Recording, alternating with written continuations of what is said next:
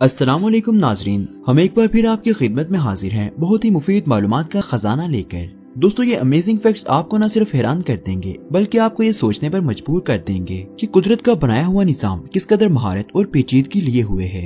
दोस्तों, क्या आप जानते हैं कि वो कौन से कुदरती अवामिल हैं जो कि कभी भी नहीं रुके और ना ही कभी रुक सकते हैं, क्योंकि इन्हें कुदरत ने ऐसा ही बनाया है। या दोस्तों, कभी आपने इस बारे में सोचा है कि हम बहैसियत इंसान के अभी तमाम मखलूकात में सबसे अफसल हैं? क्या होगा अगर इंसानों ने अपने दिमाग का पूरा 100% इस्तेमाल करना शुरू कर दिया? तो दोस्तों, अगर आप ये सब मालूमात नहीं जानते तो आज की ये वीडियो मुकम्मल देखिएगा। दोस्तों, इंसानी दिमाग अल्लाह पाक की ऐसी तख्लीक है जिसको समझना इंसानों के लिए आज भी मुमकिन नहीं है। एक इंसानी दिमाग का स्ट्रक्चर इस कदर पेचीदा है कि अगर हम आज भी इसको समझने के लिए बैठें तो हमें हजारों साल दरकार होंगे, और इस वक्त भी कोई गारंटी नहीं कि हम इसको ठीक से समझ पाएं, क्योंकि इंसानी नर्वस सिस्टम नर्व सेल से मिलकर बना है जो कि मजीद छोटी इकाई में भी तकसीम किया जा चुका है, जिसको न्यूरॉन्स कहा जाता है। और यही न्यूरॉन्स जहन में मौजूद इंफॉर्मेशन को एक जगह से दूसरी जगह भेजते हैं, जिससे इंसानी जिस्म में मौजूद नर्वस सिस्टम काम करता है। दोस्तों, इंसानी जिस्म में मौजूद यादाश्त या जिसको मेमोरी भी कहा जाता है, और इंसानी जिस्म में मौजूद तमाम एहसासात इन्हीं न्यूरॉन्स की बदौलत काम करते हैं। अमूमी तौर पर कहा जाता है कि कोई भी इंसान अपनी पूरी जिंदगी में अपने दिमाग का टोटल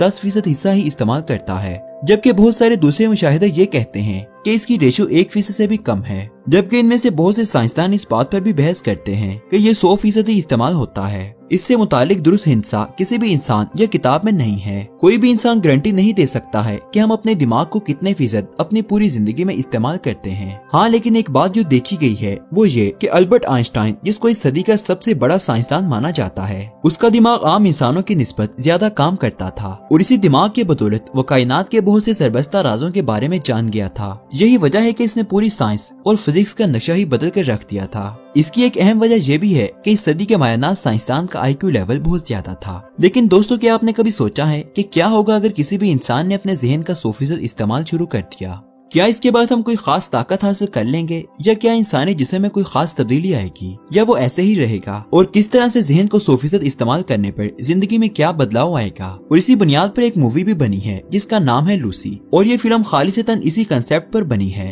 कि अगर हम अपने दिमाग को पूरी तरह इस्तेमाल कर लें तो क्या नताइज सामने आएंगे। इस फिल्म ने साइंस फिक्शन में एक बहुत अहम किरदार अदा किया है, लेकिन ये फिल्म हकीकत नहीं है, क्योंकि फिल्म के डायरेक्टर्स ने अपनी खोज के मुताबिक इस फिल्म को बनाने की कोशिश की है। दोस्तों, 1983 में इथोपिया में साइंसदानों को एक ढांचा मिला था जो कि बंदरों की तरह दिखता था। साइंसदानों की रिसर्च के बाद ये बात साबित होती है कि ये किसी बंदरिया का मम्मी है जो कि 3.2 मिलियन साल पहले वजूद रखती थी। इसी की बुनियाद पर यह मूवी बनाई गई, जिसमें एक ताइवान में रहने वाली लड़की को ड्रग्स बेचने पर मजबूर किया जाता है। इसी दौरान किसी इंसान से हाथापाई की वजह से इस ड्रग का पैकेट इस लड़की के पेट में फट जाता है, जिसकी वजह से इस लड़की का दिमाग आम इंसानों से हटकर सोचने और समझने लगता है। इस दवाई का नाम CPH4 है, जो कि इस फिल्म में इस्तेमाल हो जाने पर अजीबोगरीब ताकतें लड़की के दिमाग में पैदा कर गया था। ये सब्सटेंस हकीकत में मौजूद है और इसको न्यूरॉन्स की ग्रोथ का जिम्मेदार भी समझा जाता है। यानी कि अगर दिमाग में 1000 से ज्यादा ग्रोथ हार्मोन्स मौजूद हैं, तो वहीं इन्हीं में CPH4 भी मौजूद है। दोस्तों, आपको ये बात जानकर हैरानी होगी कि ये उन माँ बनने वाली खवातीन में पैदा होता है जो कि कुछ हफ्ते की हामिला होती हैं, और ये कुदरती तौर पर ही पैदा होता है,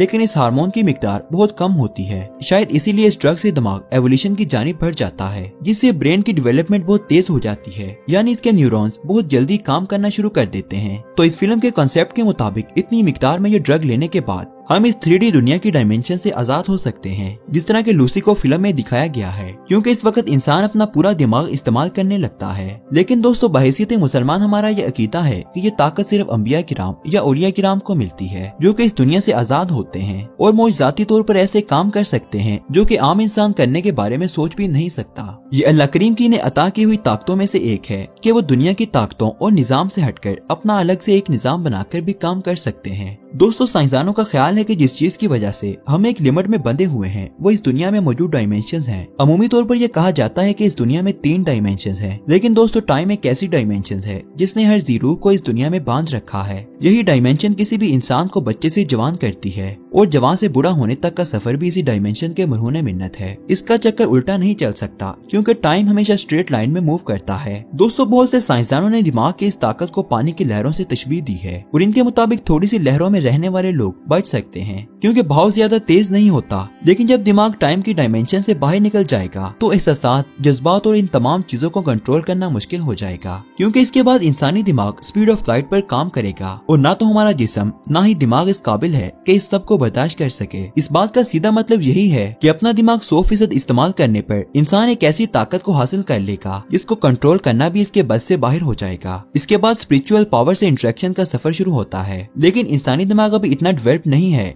कि वो इन ताकतों को हासिल कर सके। दोस्तों, क्या आप जानते हैं कि दुनिया में ऐसे भी बहुत से कुदरती रुझानात मौजूद हैं जो कि रहती दुनिया से कायम थे और रहेंगे। रूस में बेल्टिक सी के किनारों पर मौजूद एनिग्मेटिक पार्क इसकी बहुत बड़ी मिसाल है, क्योंकि ये डांसिंग फॉरेस्ट वो जगह है जहाँ पर सनोबर के दरख्त तमाम जगह पर फैले हुए हैं। साइंसदान अब तक वजाहत करने में कामयाब न हो सके। ये सनोबर के दरख्त बहुत ही ज्यादा मुड़े हुए और टेढ़े लूस में बटे हुए हैं और माहिर अर्जियात का कहना है कि दरख्त 70 की दिहाई में लगाए गए थे ताकि इसमें एक रेत का टेला बनाया जा सके। इसी इलाके में एक और मुस्तहकम नजरिया ये भी है कि जहाँ मौजूद रेत ने दरख्तों को मरोड़ दिया था, और दूसरे नजरियात ये हैं कि कुछ तेज हवाओं और माफूकुल फितरत कुव्वतों की वजह से ये जंगल इस तरह से बन गया कि जहाँ के लोगों का ये भी कहना है कि यहाँ पर बहुत से मस्बत और मनफी तवानाइयाँ मौजूद हैं जिन्होंने दरख्तों को घुमा दिया। और मकामी लोगों का कहना है कि अगर कोई इस दरख्त के ऊपर चढ़ जाए तो इसकी जिंदगी में 1 साल का इजाफा कर दिया जाएगा। इस अजीबोगरीब किस्म के मानने वाले इस बात पर ईमान रखते हैं कि ये दरख्त वाकई इंसानों की जिंदगी में इजाफा कर सकते हैं। दोस्तों, इटली में पेडमोंट के मकाम पर एक चेरी का दरख्त मौजूद है जो कि एक मलबरी के दरख्त पर उगा हुआ है,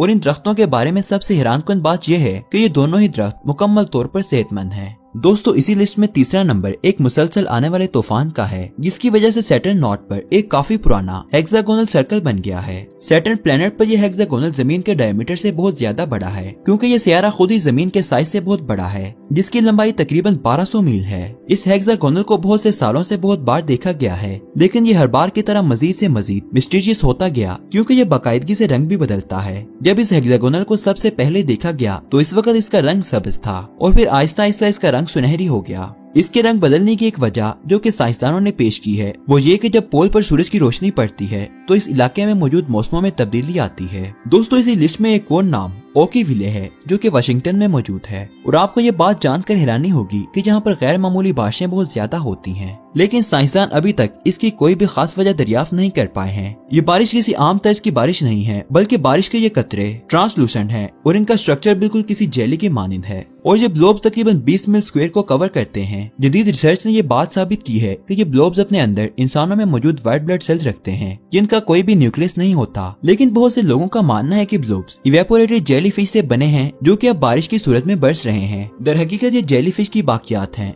दोस्तों, इस लिस्ट में अगला नाम वॉकिंग और सेलिंग रॉक्स का है जो कि डेथ वैली नेशनल पार्क में मौजूद है। दोस्तों, आपको ये बात जानकर हैरानी होगी कि रॉक्स बगैर किसी बैरूनी ताकत या मदद की मट्टी और रेत में खुद ही अपने लंबे रास्ते बना लेते हैं। साइंसदानों ने इन रॉक्स में GPS भी लगाया, और वो भी ये बात जानकर हैरान रह गए कि ये रॉक्स एक बहुत ही खास स्पीड पर कई मील तक हरकत करती हैं। कुछ साइंसदानों का कहना है कि ये हरकत बर्फ की बहुत ही पतली शीट्स की वजह से है जो कि एक ही रात में इन रॉक्स पर पड़ती हैं और जम जाती हैं, क्योंकि रात के वक्त इस वादी में दर्जा हरारत वाकई बहुत कम होता है और सुबह होते ही वो बर्फ पिघल जाती है जो कि इस रॉक्स की हरकत करने की वजह बन जाती है।